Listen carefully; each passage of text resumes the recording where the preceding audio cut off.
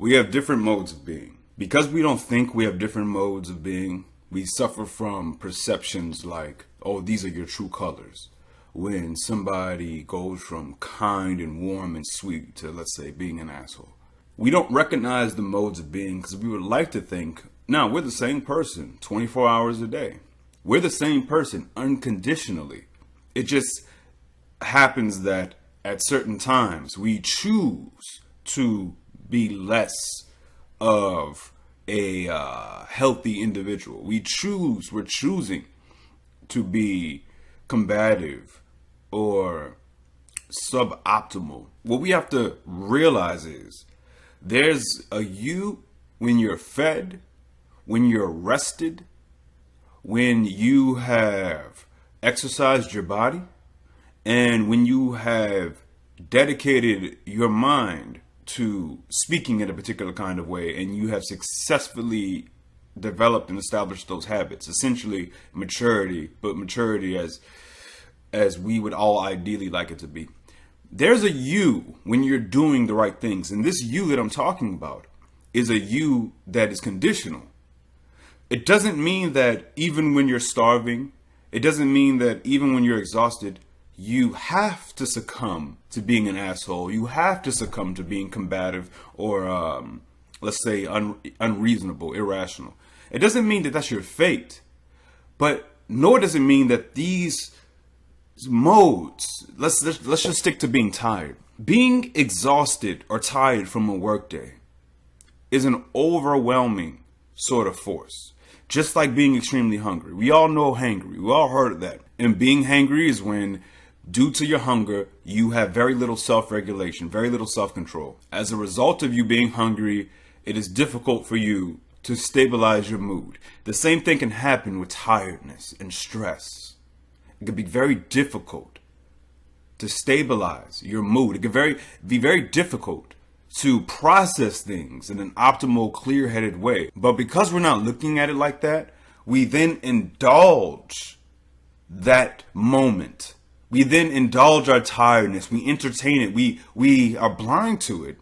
And we assume that it's okay for us to give it a shot in terms of, like, let's say a problem is occurring and you're extremely tired. I feel like the appropriate thing to do with your family, with your friends, with your loved ones, whoever it is that you might live with, I feel the appropriate thing to do is when you're highly stressed and tired is to ask people to recognize that, and then everybody adjust accordingly. It doesn't mean, hey, I'm tired, I'm stressed, so everybody bow down before me, everybody cater to me. No, it's more like, hey, I'm tired and I'm stressed, and because of that, it's very hard for me to concentrate. Because of that, it's very hard for me to behave and react and communicate in a optimal way, in a productive way, in a constructive way.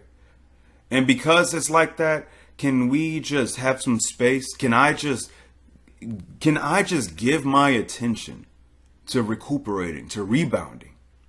That's such an odd thing, right? That sounds like, oh, that's just way too intellectual. That's not how life is. Fuck what you talking about. When you're away from work and you're in your own casual environments, life, it could be whatever you want. Your dynamic with the people around you, with your friends, with your loved ones, with whomever, it could be whatever you want it to be.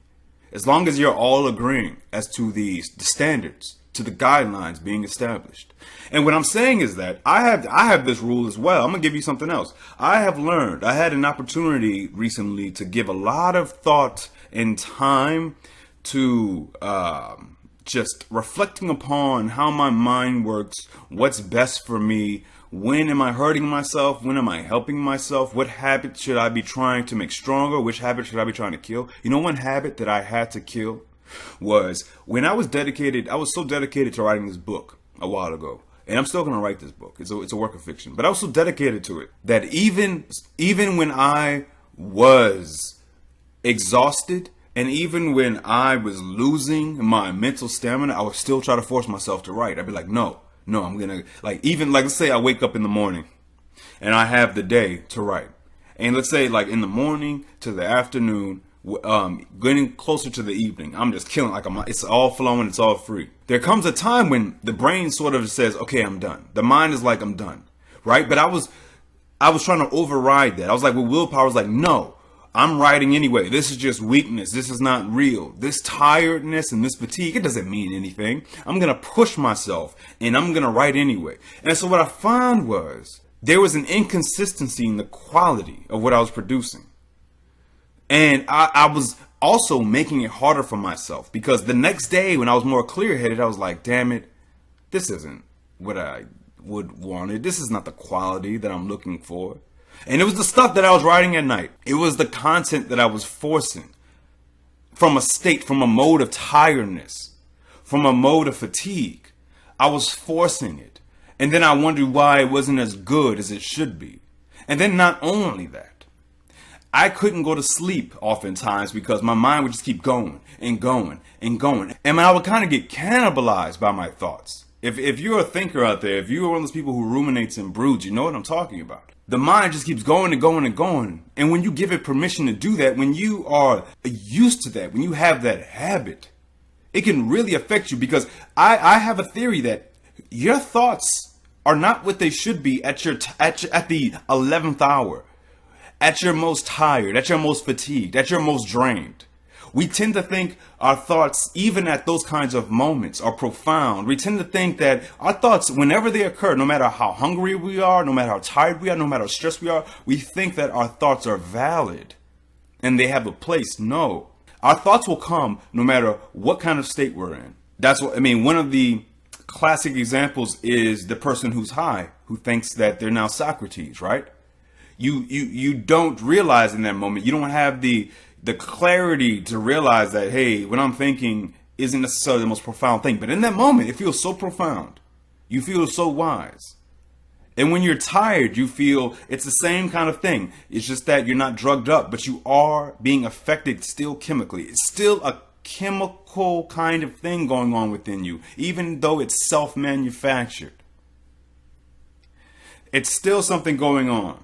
So I think that thinking from a place of fatigue, oftentimes that's when I'm my most doubtful. That's when I'm my most hopeless. It's not a coincidence that after I rest, after I work out, after I get my adequate sleep, my adequate nourishment, my adequate physical activity, it's not a coincidence that then I feel like there's so much hope. It's not a coincidence that I feel like I can take on the entire world. And it's not a coincidence that then, conversely, when I don't have my sleep, when I don't have my nourishment, when I haven't gotten my physical activity in, it's not a coincidence that I'm then like, man, this is, everything's so horrible. Oh, life is, I'm all about, it's an internal downward spiral. Because I'm thinking from this place of weakness.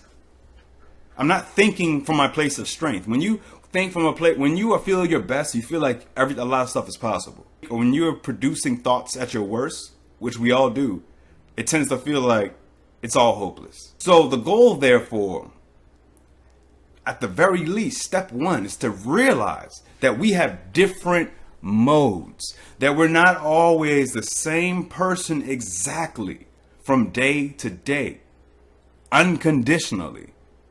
I would say completely different when I take sugar out of my diet. I tend to watch different things. I tend to have different kinds of moods.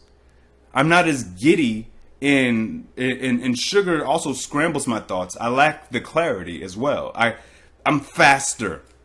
When I eat sugar, I tend to get sped up, and I tend to have less patience. And then I need more sugar and more sugar and more sugar. We have to realize that stuff like that it's a drug in its own right. What I'm saying is that when we're stressed and tired, we should recuse ourselves from interaction if our interaction is causing a lot of conflict. That's what I'm saying. I'm saying that a lot of the fights we have with the people we care about, a lot of the reason behind it is from stressed and tired bodies and minds. When you're stressed and tired, you don't have the patience.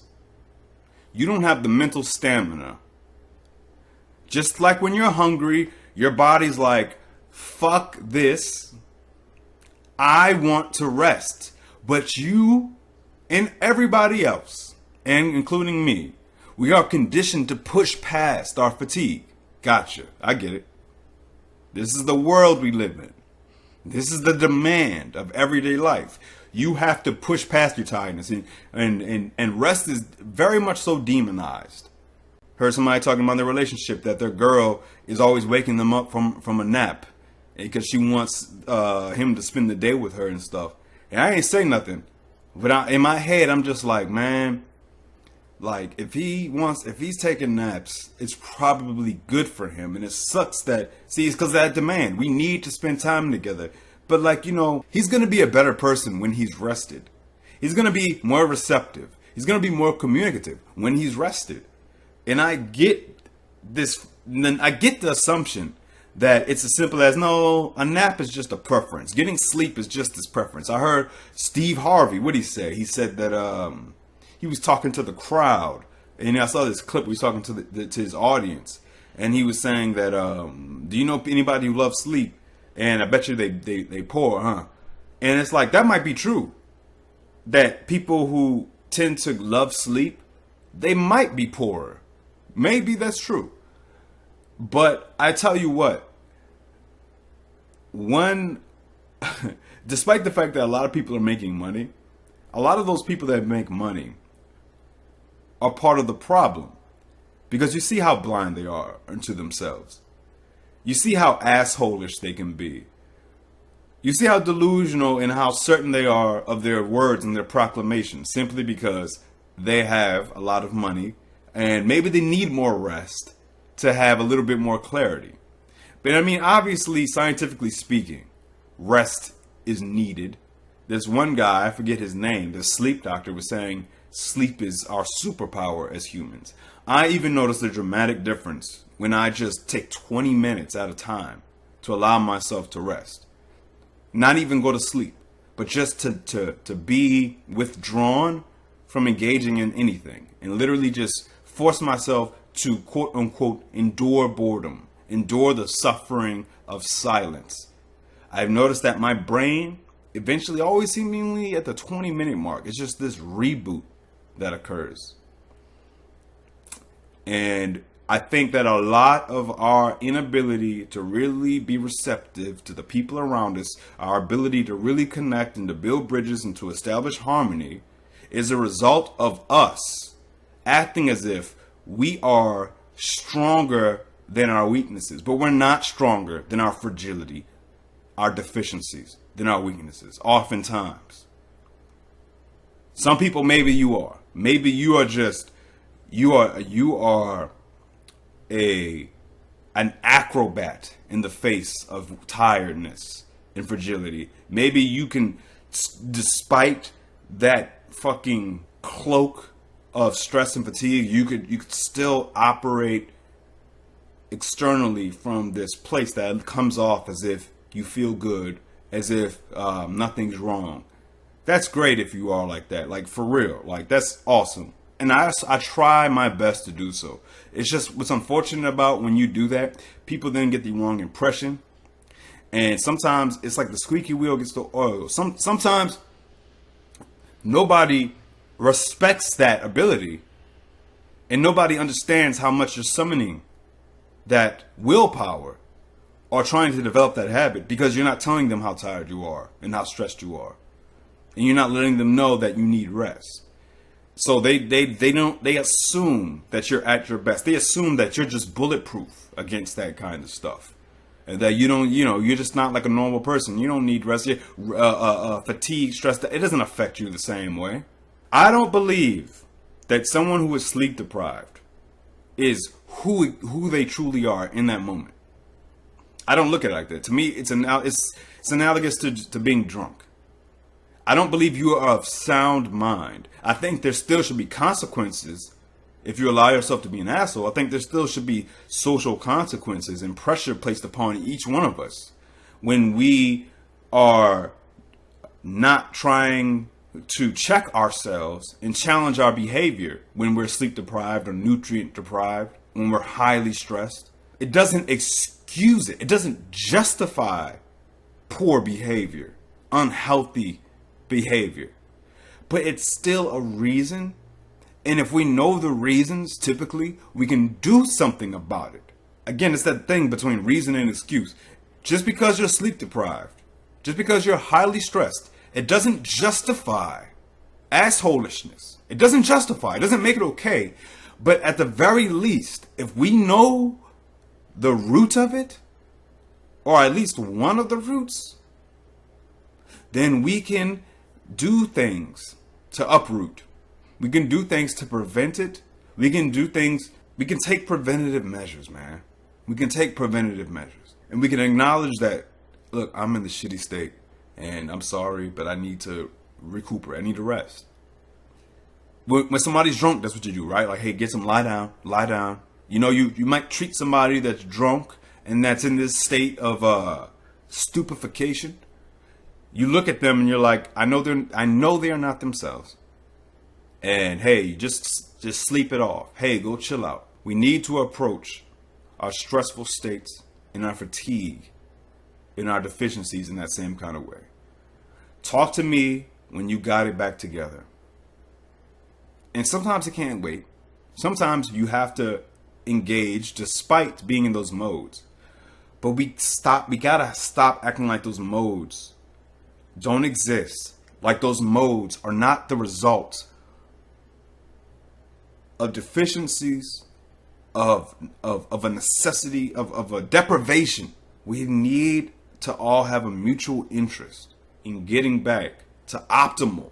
If we all have that mutual interest, then we'll all be taking the necessary steps more often. And conflict that's nonsensical, that's irrational, that's avoidable would happen much less. And we'd have a much better understanding of ourselves, and we'd have a much better understanding of each other. We'd have more positive habits, more constructive habits. Again, my point is that we aren't taking the necessary steps to heal ourselves, to reboot, to recuperate, to rebound. And what I'm saying is that although it doesn't excuse your behavior when you're not your optimal self, when you're not your most clear-headed, when you're at your weakest, although it doesn't excuse it, there's something that could be done. There's a reason behind it. And we shouldn't take ourselves seriously. And when I say we should take ourselves seriously, what I mean is when I'm in that state, if I have a thought that's like that where I feel strong resentment, where like I feel so absurdly sensitive to everything, I know that at the base of my fucking being is a request to withdraw myself from these interactions. But I'm submitting myself to them. And there's this conflict, this internal conflict. If you really pay attention to it, if you ask yourself, ask your body, your mind, what do you want right now? Like, what do you really, really want? It would say, I want rest. That's what mine tells me. It's like, I want to fucking rest. And a big part of that internal turmoil comes from us refusing that request. Just like there's internal turmoil when you refuse a request to eat when you're super hungry. There is a price to pay. Mood instability. Alright. Various modes. Recognize your modes. And maybe we can have better harmony and better relationships. I'm saying maybe, but we definitely can. So I believe that strongly. I've seen it time and again. So, all right. Peace.